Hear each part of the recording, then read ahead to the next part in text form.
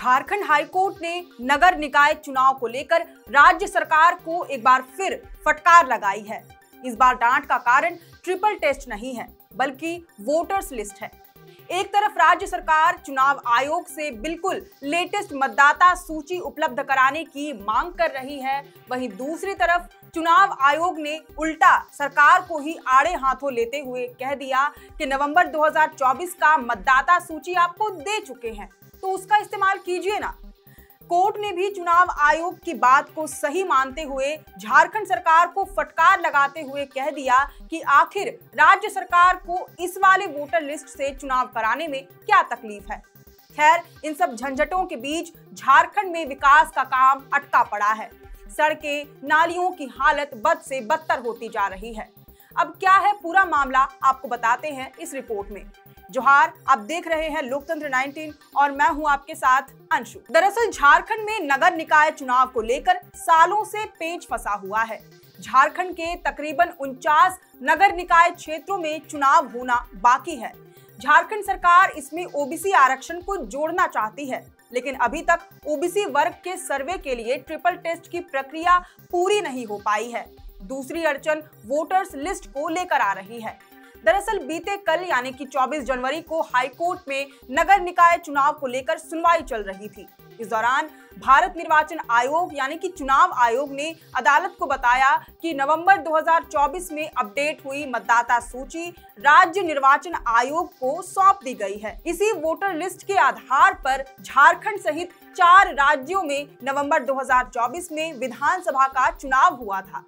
चुनाव आयोग ने कहा कि झारखंड सरकार नगर निकाय का चुनाव भी इसी मतदाता सूची के आधार पर करा सकती है, जबकि राज्य सरकार चुनाव आयोग से अपडेटेड मतदाता सूची की मांग कर रही है।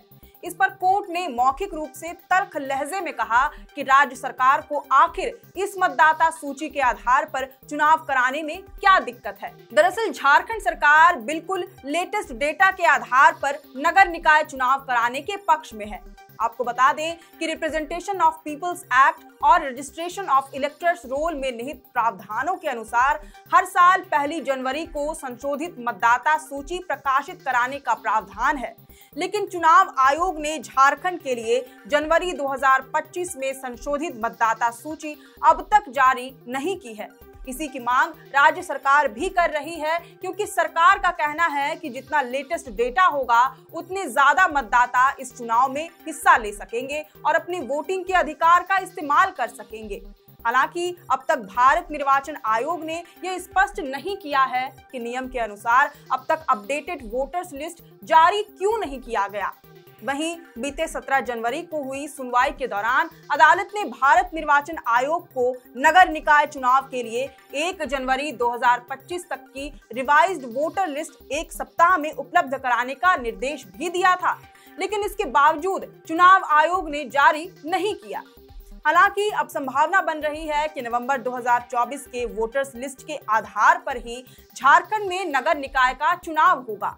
वहीं ट्रिपल टेस्ट की प्रक्रिया जैसे ही समाप्त होती है, उसके बाद जल्द से जल्द नगर निकाय चुनाव होने के आसार हैं। इसी साल अप्रैल से लेकर मई तक में चुनाव होने की पूरी संभावना है, क्योंकि नगर निकाय चुनाव न कराए जाने के खिलाफ दाखिल अवमानना याचिका पर होने वाली पिछली सुनवाई के दौरान जब अदालत ने राज्य सरकार से जवाब मांगा, तो सरकार ने 4 महीने की मोहलत मांगी।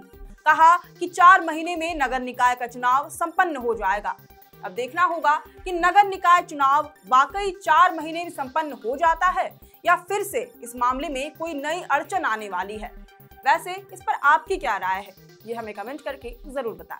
अगर आपको ये वीडियो पसंद आया हो तो इसे जरूर से लाइक और शेयर करें। हमारे चैनल लोकतंत्र 19 को फेसबुक पर फॉलो और यूट्यूब पर सब्सक्राइब करना ना भूलें। फिलहाल लेते हैं अलविदा।